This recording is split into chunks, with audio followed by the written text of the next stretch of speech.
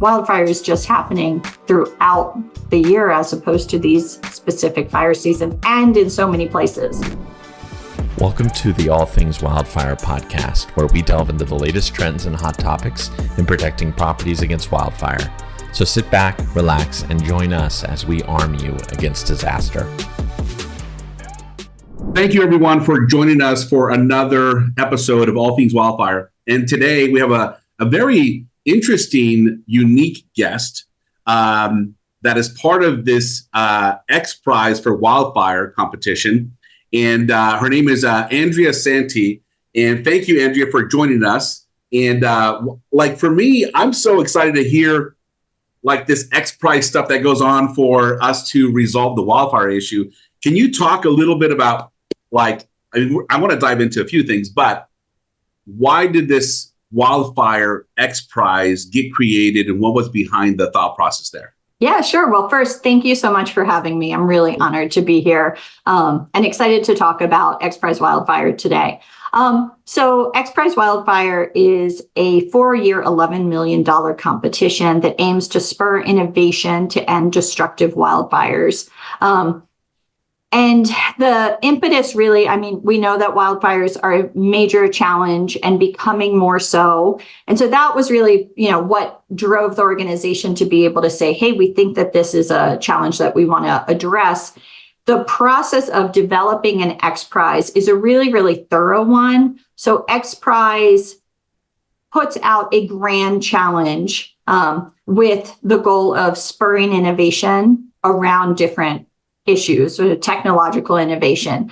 Not everything in the world needs an XPrize, and XPrize is not the solution to everything. But in this case, just that recognition that we were not necessarily applying all of the best technology to looking at wildfire, and that there was an opportunity to move more individuals towards helping to think through this process. So XPrize goes through a whole iteration. They consult with hundreds of different experts over the process of usually, months to years. And so this one was a while in the making, with many, many different people who were consulted, from, experts down to, firefighters on the front lines, government agencies, everything in between. And that is where we came up with the two different goals that we have.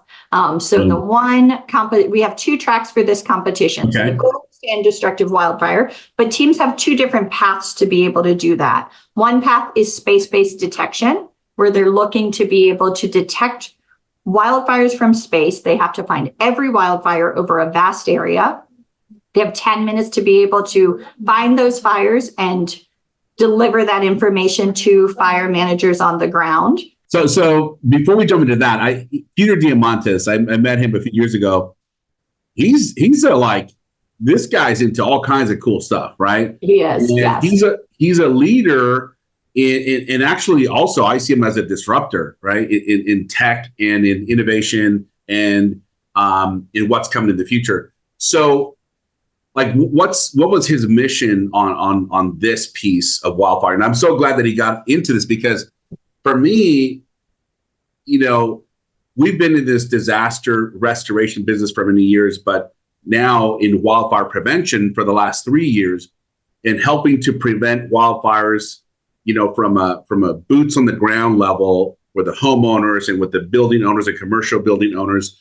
But when I saw this XPrize, I thought, whoa, this is what we need, right? We need the most intelligent people coming together, building something to help us figure this out, or at least come up with some new innovations. What was Peter's thought process behind this? Do you guys hang out and talk every day? What do you guys? We're not yet BFFs, but I joined in January of last year, but XPrize is a California-based organization. And so wildfires are something that many of the staff, including Peter, have either experienced or have happened very near to where they live and work. And so I think that was just, he's also from Greece. And so we know that wildfires are also a big, serious concern in Greece. And so I think just being able to see these parallels between both Greece, the United States, looking at what those similar challenges are, just really drove and spurred that decision to say, hey, we think that XPrize has a role to play here. Let's explore that, which is where that research comes in. And then really we were able to come up with some really concrete goals that we felt were the right space for XPrize to be in for addressing this challenge. Boom. I love it. Okay. So Andrea, let's go back to the tracks. You said there's 2 tracks. One is space-based, and you were beginning to talk about how like they have 10 minutes to detect a wildfire from space, right? That's that's one track. Now, the other track you had mentioned was autonomous, right? And how does that piece work? How are they different? What are they focused on? So there are 2 complementary tracks. You have your space-based detection, which we already have space-based detection of wildfires. Where we're trying to advance that track is both in the time. We want to have detection in 10 minutes to the hands of the decision makers, also in the size of the fire. So that's really going to be trying to drive tech solutions towards finding fires down to 1 square meter. So currently, your best case might be 4 square meters, 10, 15 square meters. If it's a satellite that, kind of depending on your satellite type of sensors and everything, you have varying resolution. And so that one is really trying to see how can we identify fires at their smallest possible size over really large areas and get that information to decision makers and then provide a continuous update to those decision makers on the ground. That's going to provide at near real time intelligence to fire managers. So that's one track. And these providers that are competing, do they have their own satellites out there, or are Some they? do.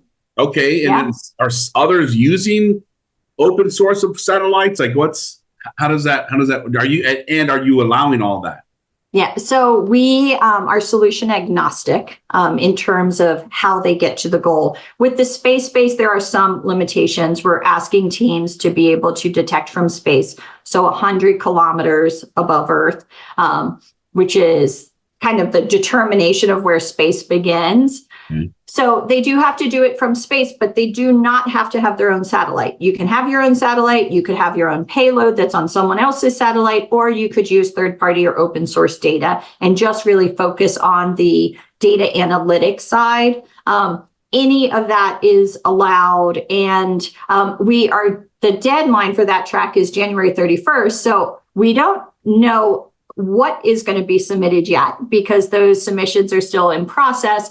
But right after the deadline on February 1st, teams have to submit a qualifying technical submission for the space-based track. That is their white paper. That's where they will be providing us with the information of what is their solution, how are they going to try to address the problem. And that goes to a panel of expert judges. And so XPrize always has independent external judges that are looking and reviewing the applications and then shortlisting for both of the tracks. There are multiple phases of downlisting. So the first is the qualified technical submission.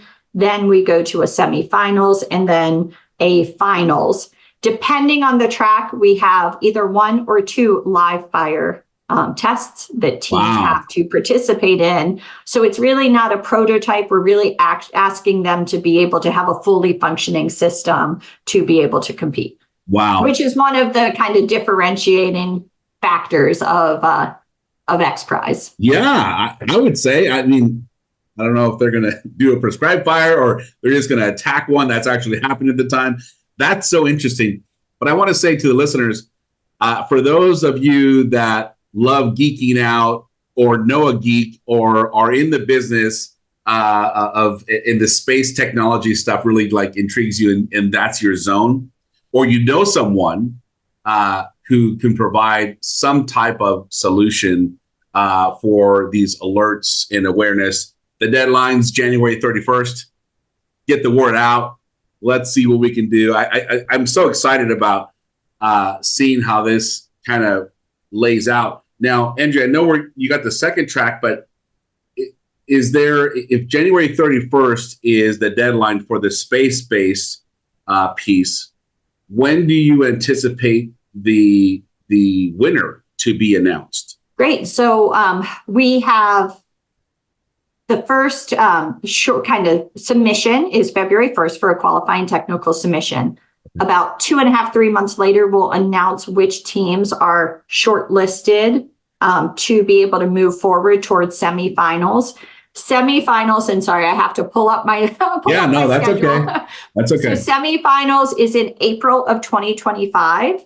So the idea is that teams basically have 1 year to be able to work on their solution. And during that 1 year, they will have, just additional guidance to, okay, what is it that they're building towards? But the goal is always the same. It's detection of all fires over a vast area. They get 1 minute to process or 1 minute to detect, and then 10 minutes to process and deliver information to fire managers on the ground. It is up to them. They can determine, everything of how they get to that solution. And we will do kind of a technical verification in terms of semifinals in that April 2025. We then announce the next shortlist and a number of teams, still TBD, depending on how many apply, how many make it through the qualified technical submission, the verification. Then we'll be testing in August of 2025 is our finals for the space-based. And that is fire on the ground over a vast area. They have to find every fire. We're looking at fires, down to small, 1 square meter in size. And the other big piece is, and this, I'm sure, is that we have a lot of false positives. And so that is another piece that they have to be moving towards, is making sure they're finding the right fires.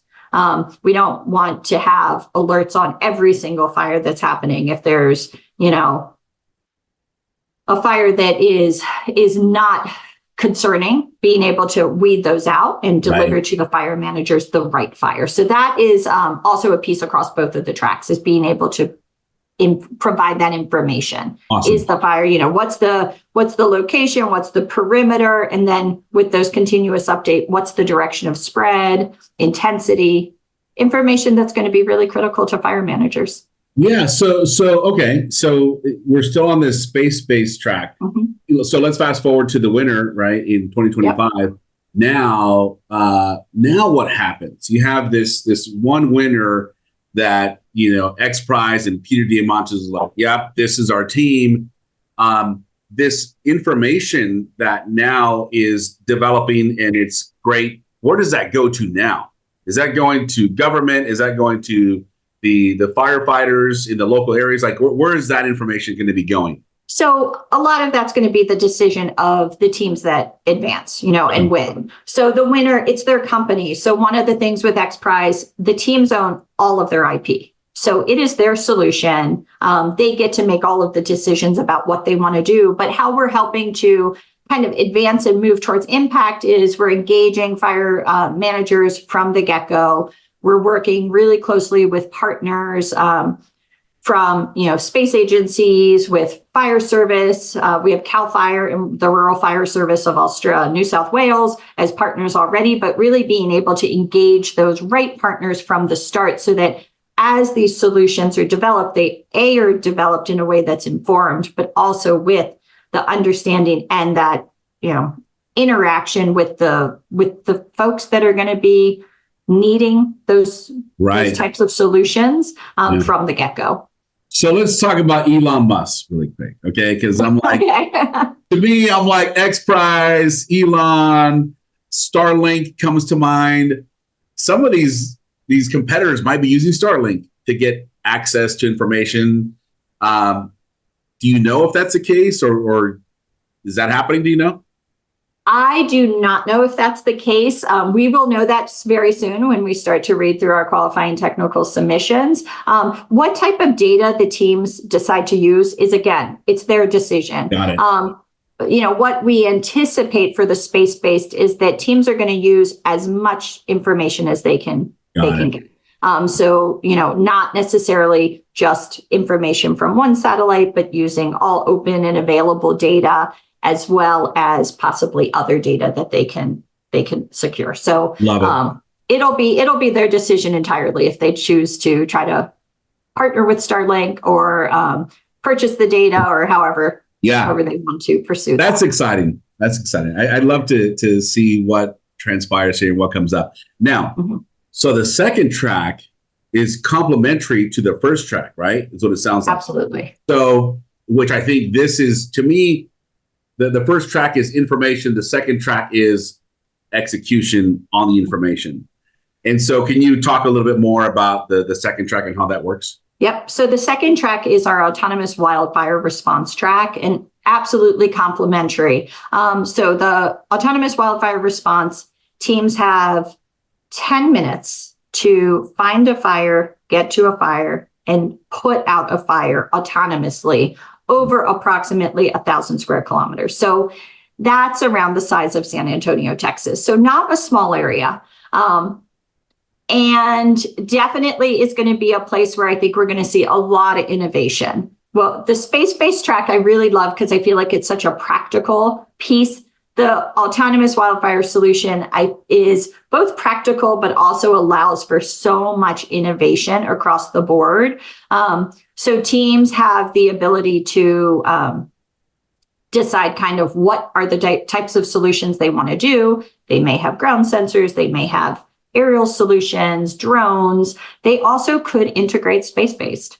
So there's nothing to say that if you want to have space-based as part of that early detection, go for it. And then it has to be integrated into, you also need a solution that can get there and put the fire out.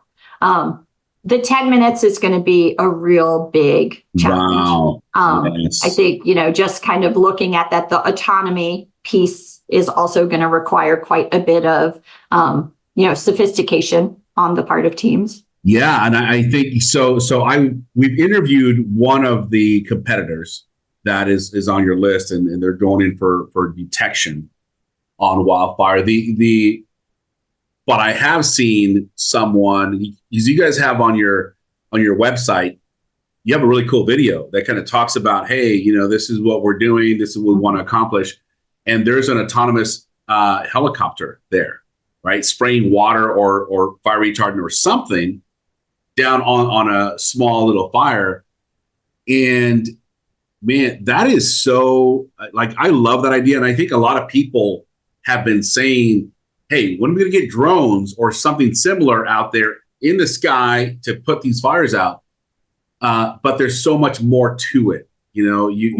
Right now, when there's a wildfire, if you try to fly a drone across that airspace, you get in trouble, right? Yeah. And the fire department's like, we can't have this because they have their own helicopters doing what they're doing. So there are some complexities to absolutely that.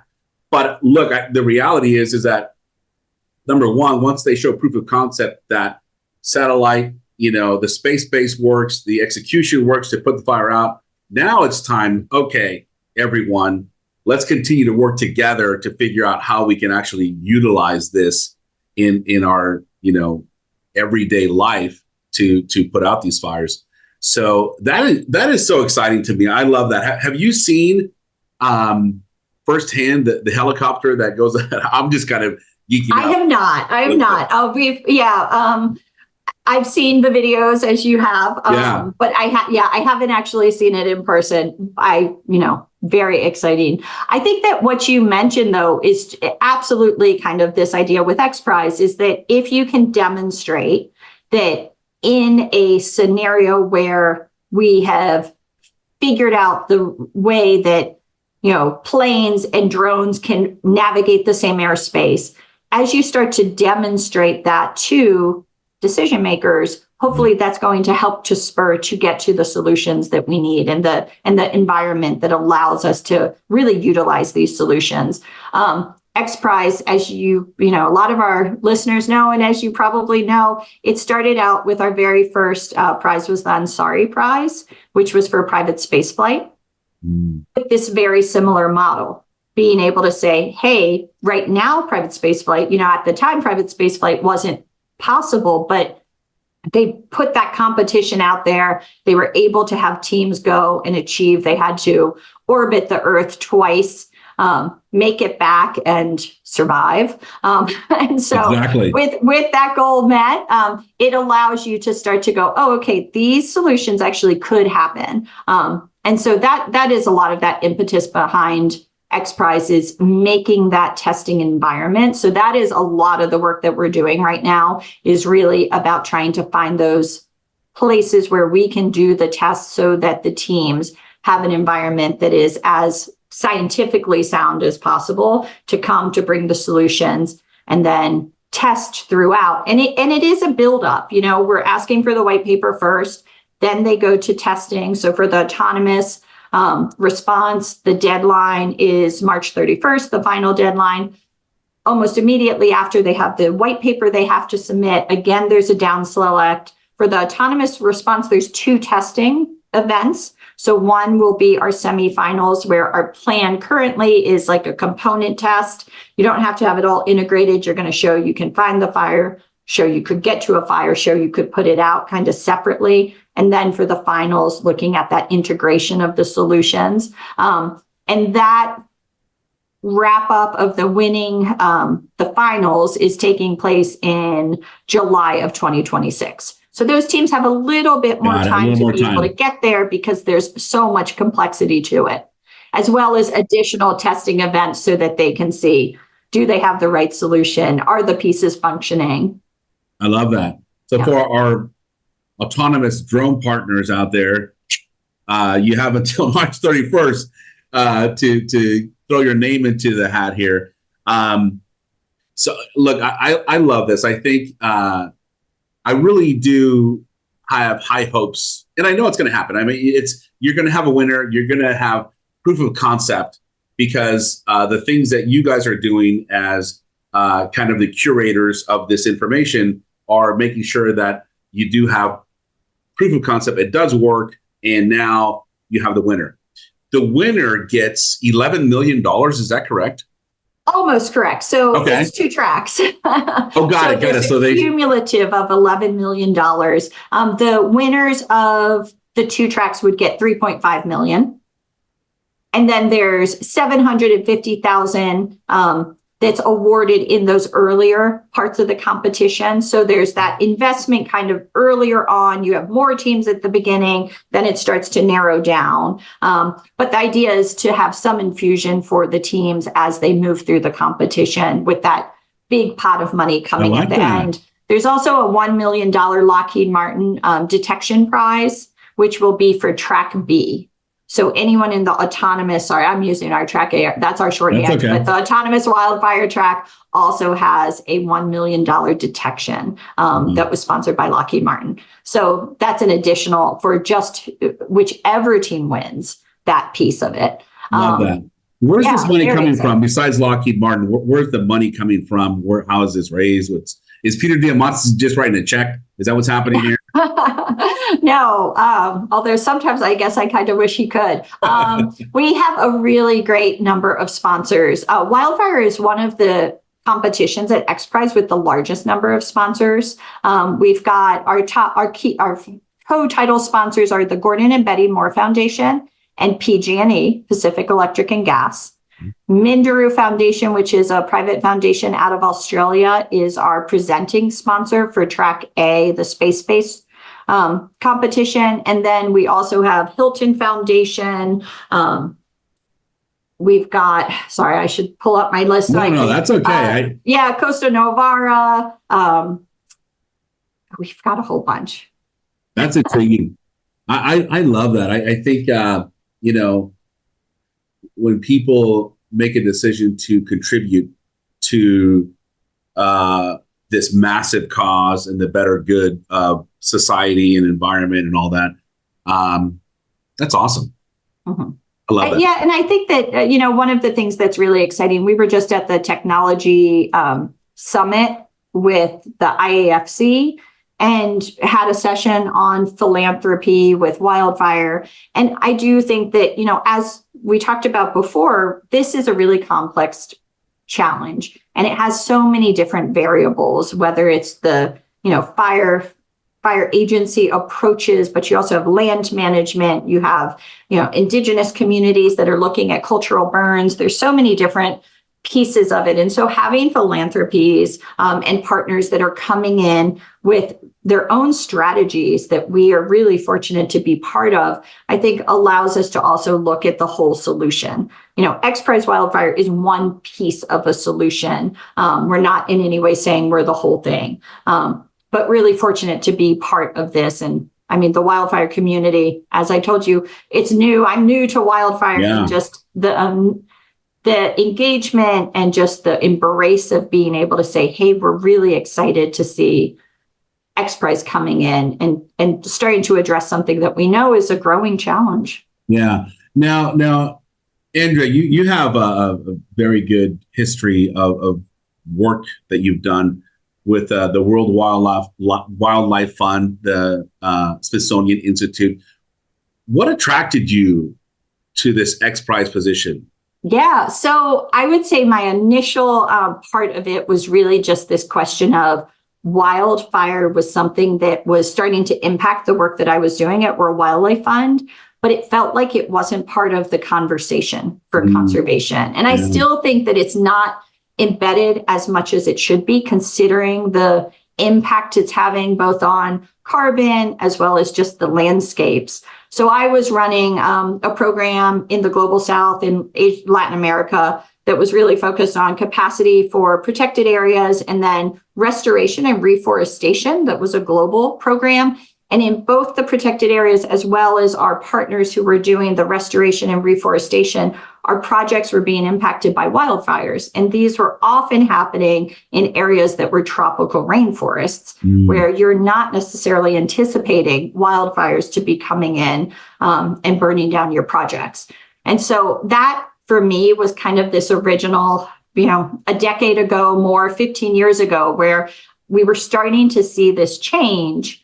And with Smithsonian, we also had different projects that were looking at wildfire, but being able to start to understand what are the drivers. And so to me, that's a really interesting question. We've got these invasive grasses. We have climate change that's really changing what that landscape looks like, as well as the fuel on the ground, which, there is just, as we have had decades and decades of no fire on the landscape, how that's exacerbating. And then you add the dryness from the climate and prolonged droughts and dry season, that wildfire is just happening throughout the year as opposed to these specific fire seasons and in so many places.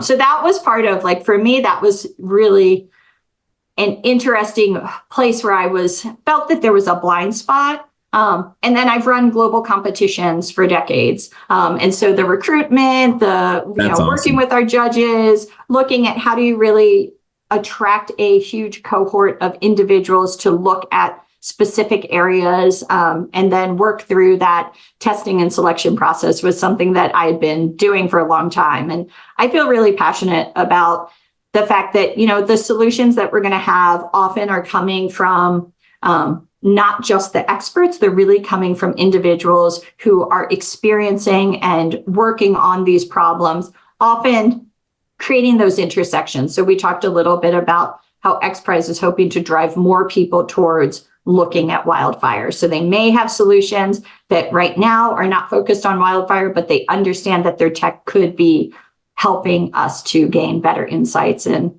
address wildfire. And I that just really excites me. And you can tell, you light up, you can tell you definitely have passion for this. And man, that's so awesome, Andrew, that you were able to make that kind of decision in your mind to say, hey, there's a blind spot here. I want to be a part of this.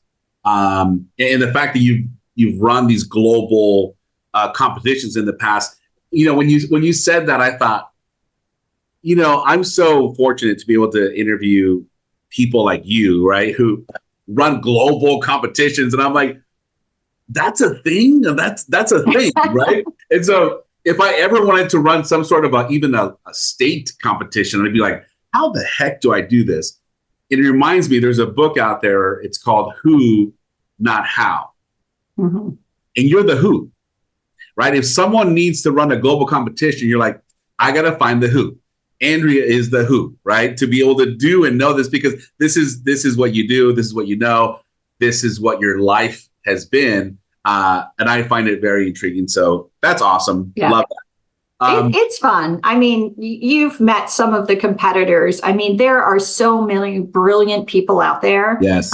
With expertise in such a wide range of issues. And I think that when you start to see both that expertise kind of developing, as well as those, ideas of, with the matchmaking, we've got a lot of teams that are very, very experienced. They've been, perfecting what it is they're doing. We also see that they will say, hey, we've got this part of the solution, but not the whole solution. And so to see those teams coming together and starting to figure out how do you solve the problem collectively, yes, is also, I think it's really inspiring. I think the teams feel really invigorated by the challenge, and ultimately we will have fantastic solutions that come out of this. And regardless of whether they win the money or not, I think that all of them are winners to be able to move through and compete in this type of challenge. You know what I love is that although, like to your point, the XPrize is a competition and there will be one winner, it really allows for massive collaboration when if you don't have a competition like this, we're all in our silos. Everyone's doing their own thing. We're not communicating because we don't want to. But the problem there is that we got this major problem and we need the collaboration to be able to solve this. And I think the XPrize really does allow for a platform like that. And it sounds like you see that happening in real life. Yeah, absolutely. One of the really cool things about XPrize is that, we talked about teams, they own their IP. So this is every decision they make in the competition is their decision. That goes for the team formation. So you can have teams that are moving through the competition and they could add new team members, new expertise. They could also merge together. So you could have two teams that decide that they're going to do it better together than apart.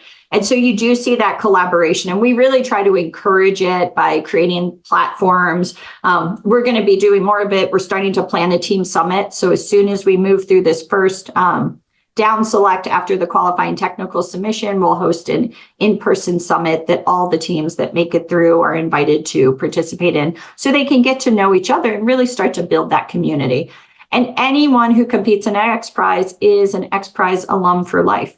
So they continue to, receive information, be invited to other competitions. We have some really cool competitors who have competed in multiple XPrizes. So they start to finish up one and they have, sights on the next one. So Andrea, how do I love this idea. Like, hey, once you compete, like you're in XPrize for life. And so you're still a real winner. And I'm like, how do we get in there? Even though you want to do it too, right? I know there's. I want to be. I just want to be a part of the club. I just want to be, getting those emails and say, hey guys, etc., whatever, and to be in this group, I think would be very exciting. Yeah. But let's recap this really quick. You got the space track where people have until January 31st to still submit their solution. Correct. And then you have the autonomous track, which they have until March 31st to apply. And would they go to xprize.org? Is that where they would start? Yes, xprize.org.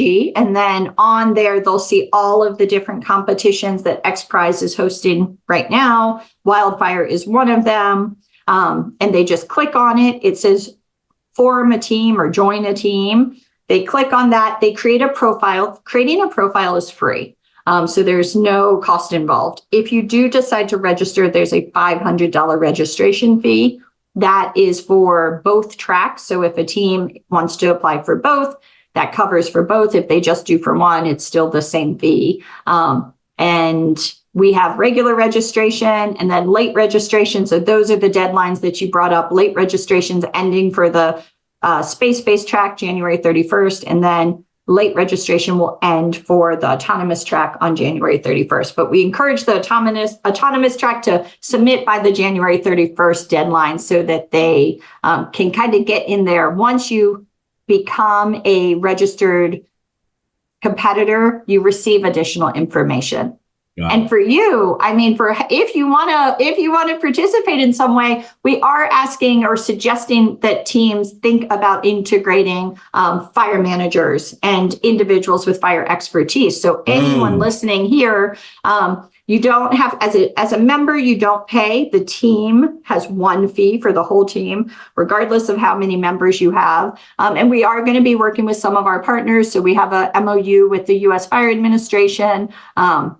We're also talking with lots of other agencies to be able to look at how can we ensure that there is sufficient space for the teams to be able to meet and receive information from fire managers, so that we, again, every solution, we want it to be developed with the situation in mind. What is happening on the ground, and how will that impact our fire agencies and fire managers? Love that. Fire community. Andrea, as we wrap this up, look, I just want to say thank you for doing what you do. I know sometimes thank you. In our daily work, sometimes it might feel like it's thankless sometimes, the work that we do, but the reality is someone else looking in is saying, wow, you do some really great work. Keep it up. And thank you for being one of these leaders that understands how to collaborate and make things happen, and take us across the finish line with this competition. And really interesting that you're going to be able to see a lot of this taking place, and your mind's going to be blown with what the different things that you see. Even the people that don't actually get to win have some really unique, fantastic ideas and technology. As we close, is there anything that you'd like to share with the listeners that you want to make sure that they hear from you? I mean, one of our taglines is solutions come from anyone, anywhere. And, I would say that we're still very focused on recruitment. It's not too late to participate if you're working on artificial intelligence, sensors, satellites, autonomy, robotics, engineering, also just thinking of project managers as well as fire managers. Teams are going to need all of that. And so definitely stay tuned. People can sign up on our website to receive more information and, spread the word. We're really hoping to be able to make sure that we have individuals from everywhere around the world. We currently have about 300 interested teams from 48 countries. Wow. Yeah. Wow. I love that. And so for you, firefighters, fire captains, fire marshals that listen in on a weekly basis, here's an opportunity, right? Here's an opportunity for you guys to throw your name in the hat to really make an impact, especially. And here's what I found, Andrea, is that a lot of these people that work in the fire service, they are servants at heart. Like in their core, they love to serve, and it's surprising that everywhere I go, that is what these firefighters and fire marshals and fire captains really want to do. And it's as they get older, they think about retirement, but the reality is they have so much information that it could be beneficial to a team like this, right? Or to multiple teams. And so I would say, guys, throw your name into the hat, get out there, because what you know is not what everyone else knows, although you might think they do. So your knowledge could really impact decisions that are made in the future for our entire society. So that gets me excited, and I hope that we have enough people that just jump in and throw their name in the hat to see what happens. Yeah, and as we move forward with trying to kind of create that space and make that opportunity available, I will share with you so that you can share it out. But it's likely going to be kind of a, hey, add your name to the list if you're interested in serving and, as a mentor or as an advisor for teams. We do anticipate that there's going to be teams that are going to need that type of expertise added in. And we know that we've got great collaborators like you to be able to help get that word out. And so we want to make that as easy as possible and help to facilitate that, which is a lot of the, role that we play on the back end. It's been really exciting to be able to share. Yeah, it's going to be fun. We hope that people keep their eyes on it. And there will be lots and lots of different announcements as we go through. So I'd love to come back in a couple, maybe next year. Yes. Give you an update on where we are. 100%. Andrea, thank you so much. Look, your passion spreads out to everyone else who's listening. So I think all we have to do as listeners is just act on the things that we're feeling right now and saying, hey, let's make a move. Let's contribute what we know. Throw your name in the hat, and you never know what would happen. And let's see if we can make even a bigger impact on our fight against wildfires. So thank you, Andrea, so much. Really appreciate you. And we'll see you in the next year so you can give us an update. Fantastic. Thank you. Thank you.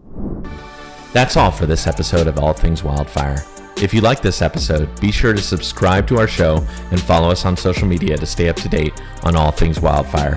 And as always, thanks for listening.